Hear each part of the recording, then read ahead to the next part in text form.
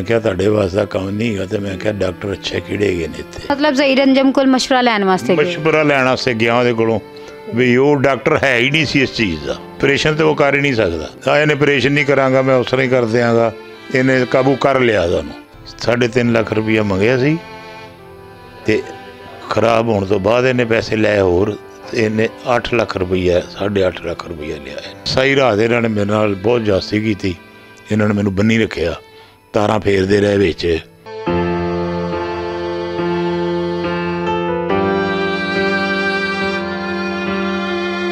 उसने बड़ा हमें कन्विंस किया है, बड़ा निचले लेवल पंजाबी में आके भी, और बड़ा किसी तरह से ये चले ना जाएं, यहाँ तक कि मुझे वो शीशे में उतार लिया ना प्रॉपर। मैं नहीं मान रहा था तो मुझे वो इमोशनल ब्लैकमेल भी उसने किया कि आपके पंजाबी में कहता मुझे तेरे अब्बे दी लत्त दा मसला बनया पे आया, तेनों समझ ही नहीं आ रही गल। उन्होंने मेरे वालिद साहब की एक बाजू यहाँ पे बांध दी, एक यहाँ पे बांध दी, दोनों टांगे भी बांध दी। फारूक हॉस्पिटल जैसा हॉस्पिटल हो। मैं अपने बड़े भाई नूं कहा यार मैनू कित्थे छड़ता ही, यह तो मैनू मार देंगे, यह तो बड़ा जालम आदमी है, ये कोल तो काम ही नहीं हो रहा।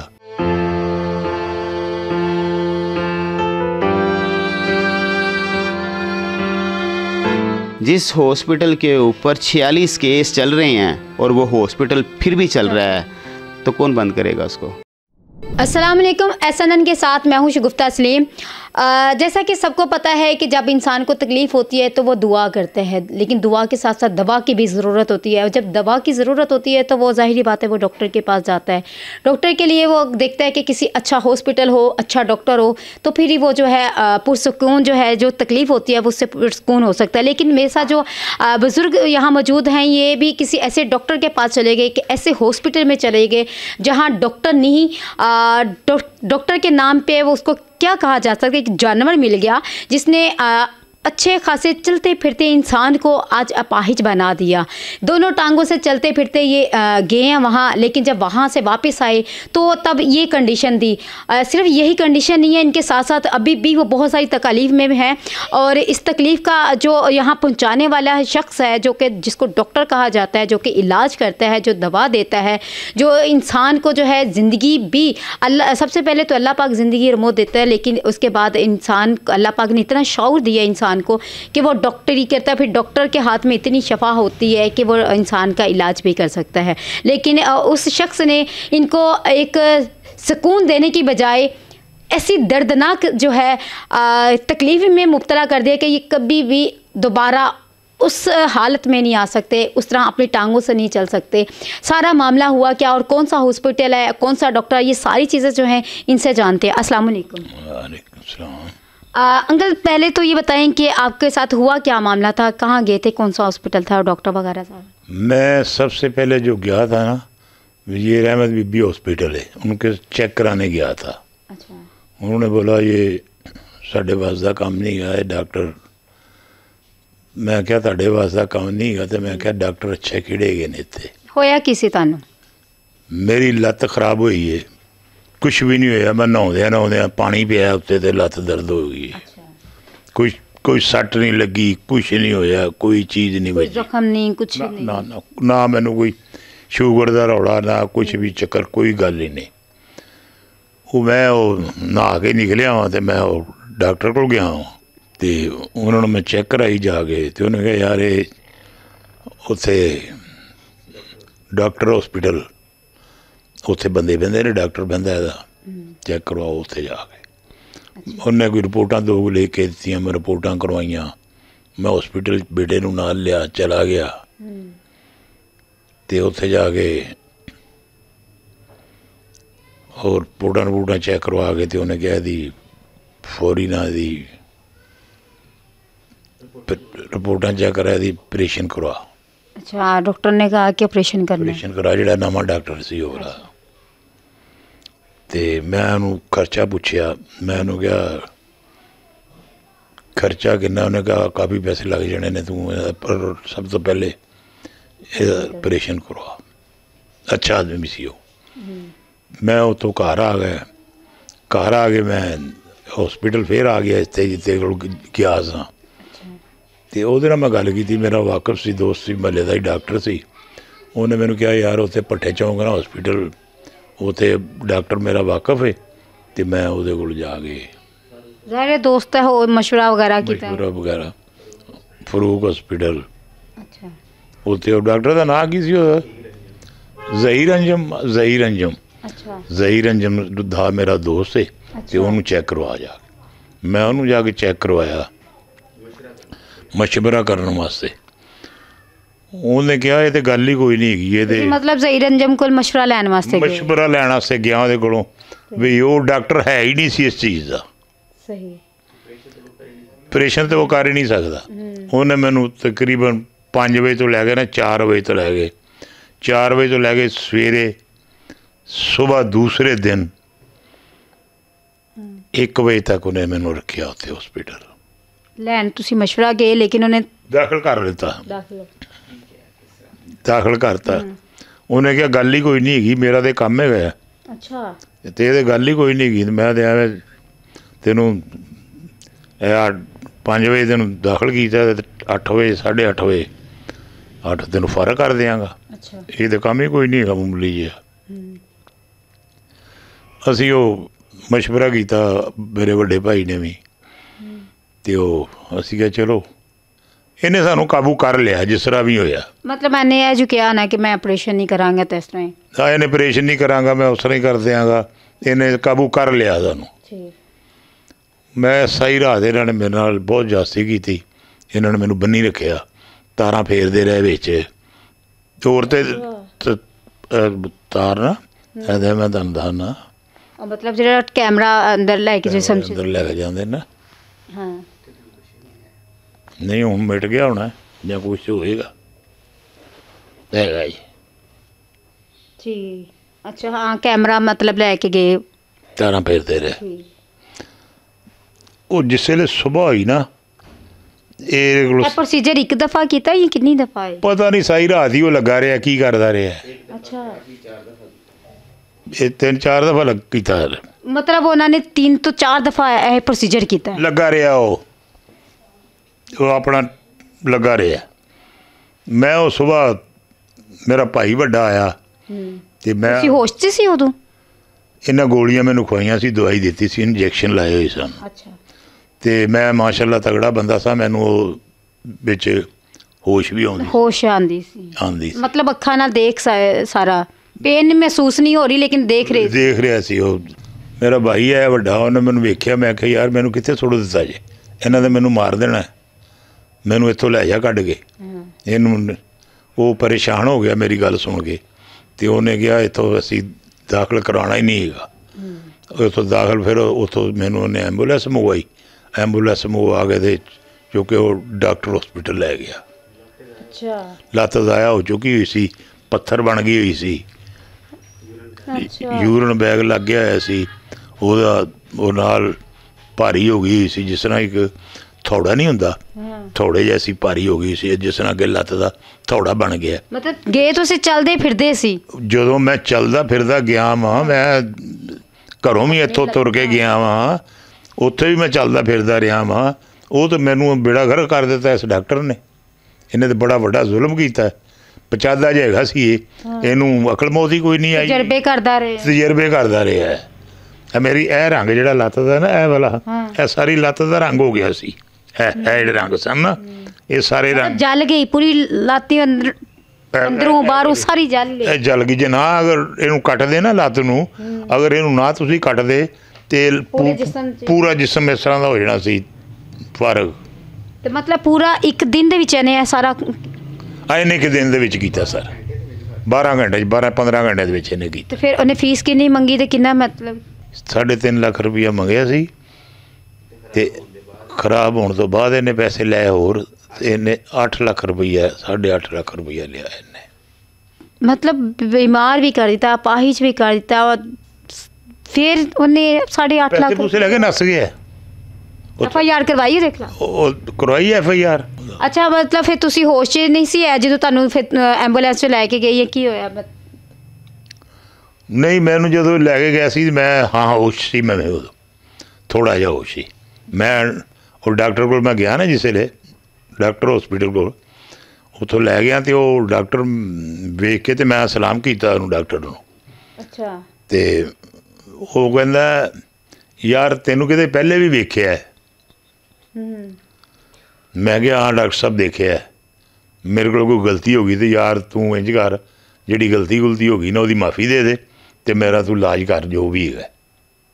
फिर सोचा है कि पहले ही ਇਹਦੇ ਕੋਲ ਆਏ ਨੇ। पहले ही ज़्यादा गलती यही होगी जी ਉਹਦੇ ਕੋਲ ਹੀ ਅਸੀਂ गए पहले। अच्छा, तो हमारे साथ ना इनके बेटा भी मौजूद है अंकल का, तो उनसे पूरी तफसील जानते हैं कि जो तकलीफ़ जो है इनको बर्दाश्त करना पड़ी और क्या क्या कुछ डॉक्टर ने इनके साथ सलूक किया, तो वो सारी डिटेल जो है आपको जो है इनके बेटे से बात करके अब पता चलेगी। अस्सलाम वालेकुम। वालेकुम सलाम जी। अच्छा, आप मतलब बताते हैं कि आपके वालिद के साथ, क्योंकि बहुत सारा टाइम आपने गुजारा उस वक्त, तो वो जिस तरह तकलीफ़ में रहे हैं और जिस तरह आप भी, ज़ाहिर है बात, आपके वालिद थे, आप देखते रहे हैं, तो आपने ये जो डॉक्टर की गफलत थी, जो डॉक्टर ने इनके साथ ज़्यादती की, जो जो भी चीज़ें थी, वो क्या मामला था, वो डॉक्टर वगैरह का सारी तफसील से ज़रा आप बात बताते हैं। बिस्मिल्लाहिर्रहमानिर्रहीम जी। वालिद साहब को ना टांग के अंदर पेन होती है नहाते हुए, तो हम डॉक्टर के पास जाते हैं पेन किलर के लिए। वो कहते हैं यार मुझे लग रहा है कि ना इनको ना कोई वेन की प्रॉब्लम है, तो आप ना वेस्कुलर सर्जन के पास जाएं। हम वेस्कुलर सर्जन के लिए डॉक्टर हॉस्पिटल में रब्ता करते हैं। डॉक्टर हॉस्पिटल में जब जाते हैं तो डॉक्टर हॉस्पिटल में डॉक्टर हैं, वो कहते हैं कि ना इनके ये टेस्ट हैं, सारे टेस्ट करवाएं और हो सकता है कि इनका को ना माइनर सा मामूली सा ऑपरेशन करना पड़े और ये ठीक हो जाएंगे। लग यही रहा है कि इनको ना वेन की प्रॉब्लम है, कोई वेस्कुलर इनकी सर्जरी होगी तो वो ये ठीक हो जाएंगे, छोटा सा ऑपरेशन करना पड़ेगा। तो वो हमें सारे टेस्ट वगैरह लिख के दे देते हैं। हम वो सारे टेस्ट वगैरह लेके और वालिद साहब को लेके घर में आ जाते हैं। उसी रात में हम सारे वो टेस्ट क्लियर करवाते हैं, जो जो सिटीज़ जो टेस्ट उसने लिखे देते हैं वो सारे के सारे हम टेस्ट करवा लेते हैं। सुबह हम डॉक्टर हॉस्पिटल में ही उसी के पास लियास सादक साहब हैं, डॉक्टर वेस्कुलर सर्जन हैं, उनके पास जाने के लिए प्लान करते हैं कि वहाँ पे जा रहे हैं। लेकिन इसी दौरान एक डॉक्टर साहब हैं, डॉक्टर यहाँ पर हमारे पास ही रहते हैं, उनका क्लिनिक है, तो वो कहते हैं, वालिद साहब से उनकी बात होती है तो वो कहते हैं कि यार मेरे कहने पर आप ना एक दफ़ा मशवरा कर लें जाके। आप ना ज़हीर अंजम शराजी साहब हैं जो वो फ़ारूक हॉस्पिटल DH में बैठते हैं, तो आप उनसे जाके एक दफ़ा ना मशवरा कर लें। तो मैं तो कहता हूँ कि अबू जी जब अगर वेन का प्रॉब्लम है रिपोर्ट्स के अंदर आ गया तो हमने इसके पास क्यों जाना है, फिर हम सर्जन के पास चलते हैं जिसका काम ऑपरेशन का नाम सुन के अक्सर होता है ना कि चले किसी से पूछ लेते हैं कोई। हत्ता कि उसने कहा था छोटा सा ऑपरेशन है, लेकिन फिर भी हम मशवरे के लिए चले गए कि फिर भी कोई बात नहीं, कि ओपिनियन लेने के लिए चले जाते हैं, हो सकता है वो कोई अच्छा मशवरा दे दे। हम उसके पास मशवरा करने के लिए मैं, वालिद साहब और ताया मेरे जाते हैं वहाँ पे मशवरे के लिए। वो जब उससे वो रिपोर्ट्स वगैरह दिखाते हैं तो वो कहते हैं यार ये तो कोई मसला ही नहीं है, छोटा सा मसला है एक, मैं एक जगह से इनको कैमरा डालूंगा अभी और एक कैमरा डाल के जो क्लाउड बना हुआ है ना हल्का सा, वो उसको मैं सक कर लूँगा और वो निकाल दूँगा और ये सही हो जाएगा। आप मेरे पास यूँ समझ लें कि 4 बजे आप एडमिट होंगे और 8 बजे आप अपने घर चले जाएंगे। अच्छा। वालिद साहब जो कि मेरे पंजाबी आदमी हैं, सीधे आदमी हैं, तो उनको उसने कन्विंस करने के लिए, मनाने के लिए पंजाबी में आके और इस तरह का, वैसे भी डॉक्टर था तो डॉक्टर की बात पे तो आपने ट्रस्ट करना ही था। हाँ, लेकिन हम फिर भी नहीं, मैं नहीं मान रहा था, मैं तो आखिरी लम्हे तक नहीं मान रहा था। मैं कह रहा था कि ये वेस्कुलर सर्जन का काम है, तो मैं तो ये रिस्क एक्सपेरिमेंट वाला काम मैं तो नहीं करना, एग्री नहीं हूँ कि मैं इस तरह का कोई काम किया जाए। लेकिन जो कि वालिद साहब वो मेरे पंजाबी आदमी थे, वो पंजाबी में आके इनको समझाता रहा कि नहीं मसला, भी दोस्त ने मशवरा दे दिया तो हाँ डॉक्टर ने भेजा है, वो मेरे दोस्त हैं जी। उसको मैंने कहा वेस्कुलर सर्जन है, कहता जी वो भी काम करता है, ये तो मैं भी ये काम करता हूँ, हम करते रहे हैं, हम तो इकट्ठे करते रहे हैं। उसने यहाँ तक कहा कि जिसका आप नाम ले रहे हैं वेस्कुलर सर्जन का, मैं तो उसके साथ इकट्ठा करता रहा हूँ काम। अच्छा जी, उसने बड़ा हमें कन्विंस किया है, बड़ा निचले लेवल पंजाबी में आके भी, और बड़ा किसी तरह ये चले ना जाएं, यहाँ तक कि मुझे वो शीशे में उतार लिया ना प्रॉपर। मैं नहीं मान रहा था तो मुझे वो इमोशनल ब्लैकमेल भी उसने किया कि आपके पंजाबी में कहता मुझे तेरे अब्बे दी लत्त दा मसला बनया पे है, तेनू समझ ही नहीं आ रही गल। तो फिर वो वालिद साहब कहते हैं चल यार अगर इतना कह रहा है कि मैं अभी 2 घंटे के अंदर इसको सही कर दूंगा और आप 4 से आए हैं 8 बजे घर भी चले जाएंगे, तो यार फिर क्या मान लेते हैं बात इसकी, अगर मशवरे के लिए आए हैं। तो वालिद साहब मेरे मान गए, मैं तो खैर नहीं मान रहा था, लेकिन वालिद साहब के मानने की वजह से फिर मैं चुप हो गया। वो लेके जाता है, वो कहता है जी 20 से 25 मिनट का काम है ये, तो 20 से 25 मिनट के काम के अंदर ना ये मैं प्रोसीजर कर लूँगा और 8 बजे आप घर चले जाएंगे। तो वो लेके जाता है उसको प्रोसीजर रूम के अंदर, तो वो 2 घंटे तक हम तो वेट करते रहते हैं, लेकिन हमें तशवीश होती है कि यार इसने कहा था 20-25 मिनट, 2 घंटे लगा दिए, ये कर क्या रहा है। हम पूछते हैं उनको, स्टाफ था या उनको, यार कि वो किधर हैं, वो क्या कर रहे हैं, वो अभी तक किया क्यों नहीं है। खैर वो हमें 2 घंटे के बाद वो हमें हमारे इसरार करने पे बुलाता है। हम जाते हैं तो एक कंप्यूटर के ऊपर बैठा होता है, तो कहता है जी मैंने तो एक जगह से कैमरा डाला, इनका काम नहीं हुआ, फिर मैंने दूसरी जगह से डाला, इनका काम फिर नहीं हुआ, फिर मैंने इस टांग से दूसरी टांग से भी कैमरा डाल दिया, वो फिर भी नहीं हुआ, फिर मैंने बाजू से कैमरा डाल दिया, वो फिर भी नहीं हुआ। मैं सर पकड़ के बैठ गया कि परमिशन भी नहीं ली और तूने हमसे बात की थी कि मैंने एक जगह से कैमरा डालना है और इनका जो क्लाउड है वो सक करके निकाल देना है, और 8 बजे आप घर भी, तुमने 4 जगह से कैमरा उनको क्यों डाल दिया है। वो बगैर परमिशन देखे ना, वो बगैर पूछा ही नहीं है हमसे। असल में तो 4 जगह से तो कैमरा डलना ही नहीं चाहिए, क्योंकि उनको तो ऑलरेडी ये प्रॉब्लम आ गई है ना, उनकी वेन्स में प्रॉब्लम आना शुरू हो गई है। वो तो वेन्स को छेड़ेगा, उसके अंदर वो कैमरे डालेगा, उसमें इन्फेक्शन होगी, वो ख़राबी होगी, वो तो पहले मरीज़ हैं इस चीज़ के, आप कैसे कैमरा डाल सकते हैं। मेरी इस बात पे उससे तकरार भी होती है कि ये आपने 4 जगह से कैमरा हमसे पूछ के क्यों नहीं डाला है, ये तो आपने इंतहाई गलत किया है। नहीं, वो तो मैंने बेहतरी करने के लिए वो डाला है, वो कोशिश की है, लेकिन वो नहीं हुआ, तो अब इसका मैं कहा अब क्या करें, फिर क्या हल है। आप इसका ना जी, इसका हल ये है कि आप ना एक इंजेक्शन आता 2 लाख रुपए का, वो इंजेक्शन लेके आएँ, वो इंजेक्शन इनको लगेगा। तो या फिर दूसरा हल ये है, मैं क्या है दूसरा हल क्या है, हम इनको कुछ भी नहीं करते, ऐसे बंद कर देते हैं, आप ले जाएँ। अच्छा। मैं कहा ये क्या हल बताया आपने मुझे, ये दूसरा हल क्या है, ये क्या बताया आपने। उस वक्त आपके वालिद की कंडीशन कैसी थी? उस वक्त वालिद की कंडीशन, वो हमें तो वालिद साहब को नहीं ना मिलाया नहीं था ना, हमें तो दूसरे रूम में लेके गया। वालिद साहब तो सेपरेट रूम में थे, एक देखने भी नहीं दिया, नहीं देखने भी नहीं दिया। तो वो जब ये कहता है कि 2 लाख का इंजेक्शन लेके आओ या फिर ऐसे बंद कर देता हूँ, मुझे बड़ी तकलीफ़ हुई कि एक प्रोफेशनल डॉक्टर इस तरह की बात नहीं कर सकता, कुछ जाहल आदमी इस तरह की बात कर सकता है। यहाँ वो बंदा जो ख़राब कर चुका है सारा कुछ, और वो उसे पता है कि अब बेहतर नहीं हो सकता, और वो कह सकता है कि इसको ऐसे बंद कर देते हैं, ले जाओ। तो इस तरह की उसने बात की, मुझे बड़ा दुख हुआ उसकी बात के ऊपर।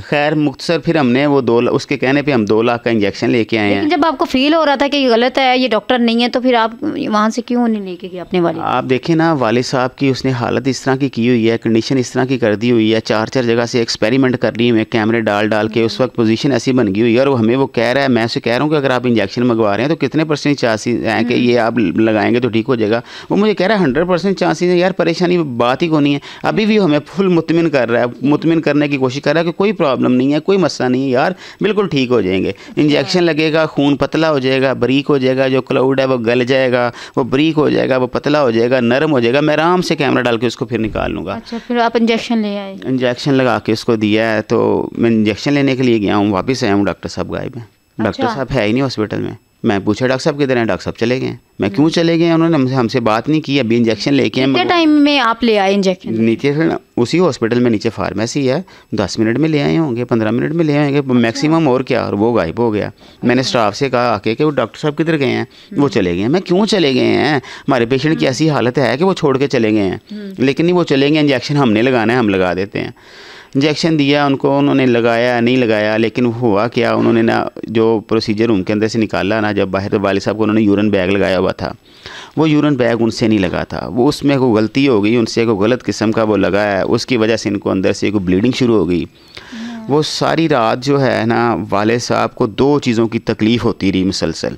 एक इनको तकलीफ़ ये होती रही कि यूरिन बैग लगने की वजह से यूरिन उनका ब्लॉक हो चुका था, वो आई पास ही नहीं हो रहा था, और प्रेशर पड़ा हो इंसान के अंदर, ऊपर से अंदर ब्लीडिंग भी हो रही थी।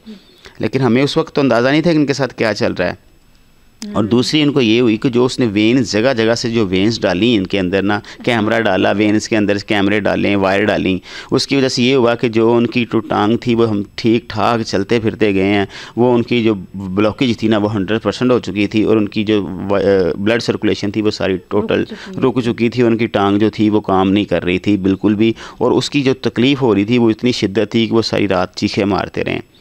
मैं उनको पिटता रहा कि यार उनकी तकलीफ़ देखें, तकलीफ़ बहुत हो रही है, आपको पेन किलर दें, उनको कोई उनको रिलीफ मिलना चाहिए। तो आप ले जाते उनको उठा के किसी और हॉस्पिटल? रात के 2 बजे, हम रात के 2 बजे ये 2 बजे ये सिचुएशन हो रही है और वो कह के गया कि सुबह मैं फ़र्स्ट टाइम मेरी टीम आ रही है। मैंने टीम बुलाई हुई है, जो कैमरे के एक्सपर्ट हैं वो बुलाए हुए हैं और वो आके ये काम करेंगे। और सुबह और इंजेक्शन भी उनको लग चुका हुआ है, जो मुसलसल वो इंजेक्शन ऐसा नहीं है कि एक दफ़ा लग जाता है, वो ज़रा से चलता रहता है, आहिस्ता आहिस्ता चलता रहता है। उसको तकरीबन 6-8 घंटे उस इंजेक्शन ने चलना था। ख़त्म होने के बाद प्रोसीजर होना था। खैर तो रात को तकलीफ़ की वजह से इनको ये तड़प रहे थे, मैं उनको बोल रहा था कि ये क्या हो रहा है। फिर उन्होंने तकलीफ़ इनकी वो हैंडल नहीं कर सके। तकलीफ़ यूरिन बैग की लहदा थी, टांग एक्सपायर हो रही थी उसकी लहदा थी, वो तड़पते रहे। उनको मैंने पिटता था, रोता था कि यार ये कुछ करें आके। और उन्होंने हल क्या किया, उन्होंने मेरे वाले साहब की एक बाजू यहाँ पे बांध दी, एक यहाँ पे बांध दी, दोनों टांगें भी बांध दी। फ़ारूक हॉस्पिटल जैसा हॉस्पिटल हो, वो इंसान नहीं उनके हाथ आया, ये क्या जानवर? प्रोफेसर डॉक्टर कहते हैं जी हम बैठाते हैं वहाँ पे, और उनका ट्रीट करने का तरीका देख लें पेशेंट को कि वो जानवरों की तरह बांधते हैं वहाँ पे। उसने अपने लेके आए फुटेज अपनी वहाँ की उस रात की, जहाँ वालिद साहब मेरे थे, वो किस हालत में रहे हैं, उनके साथ क्या हुआ, वो फुटेज लेके आए। किस तरह उन्होंने उनके बाजू बांधे हुए थे, उनकी टांगें बांधी हुई थी।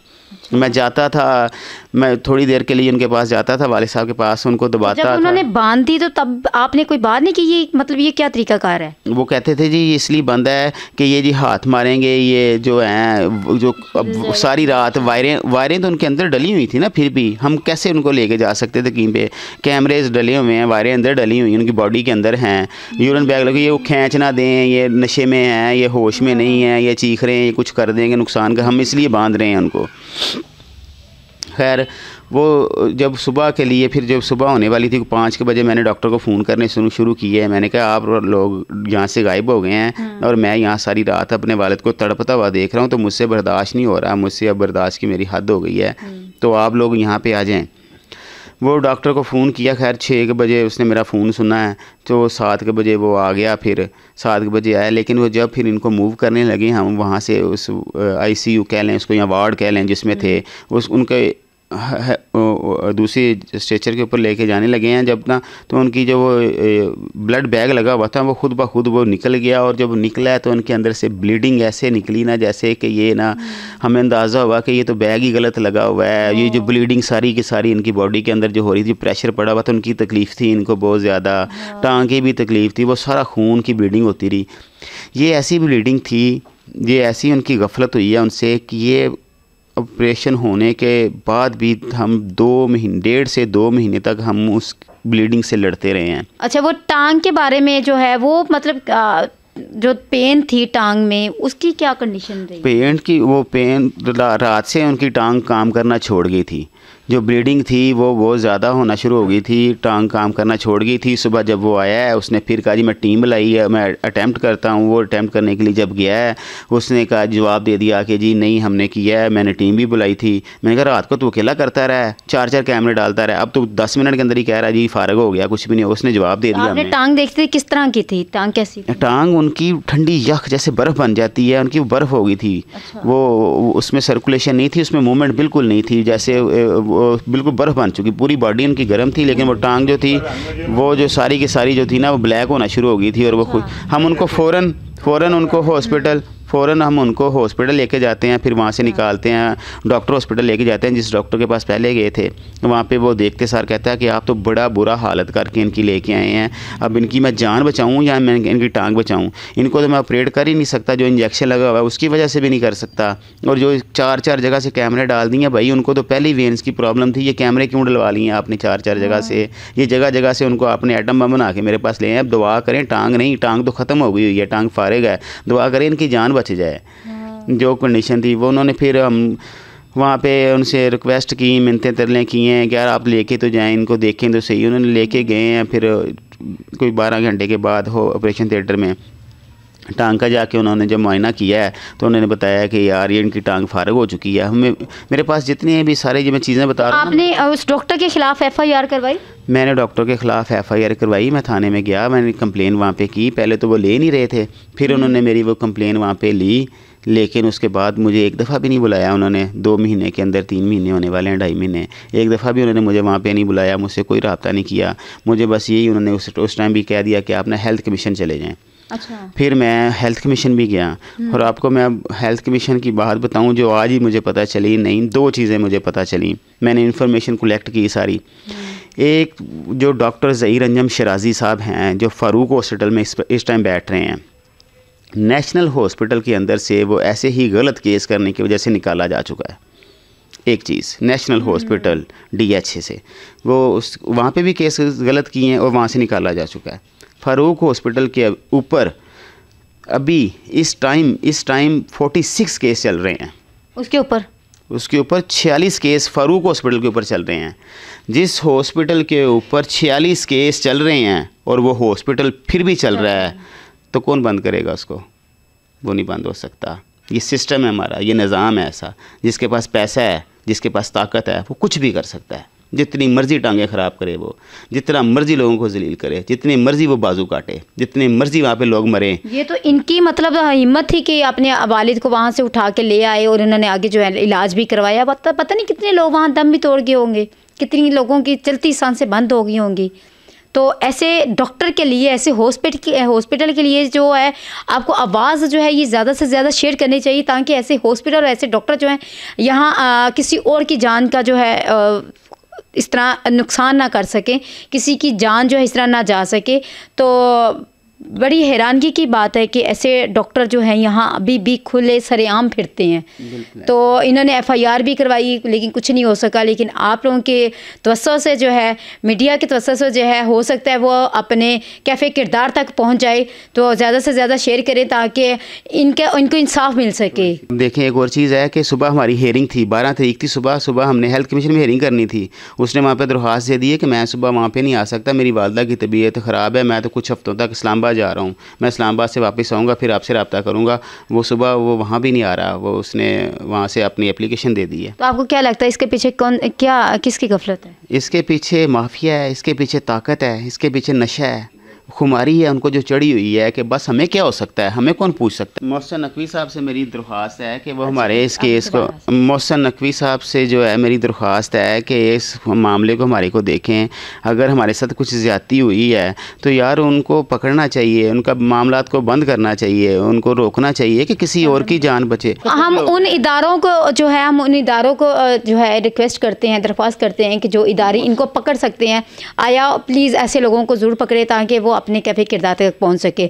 आपको ये प्रोग्राम कैसा लगा अपने कमेंट्स में ज़रूर बताइएगा। इसी के साथ अपनी होश गुफ्ता को इजाज़त दीजिए। अल्लाह हाफिज़।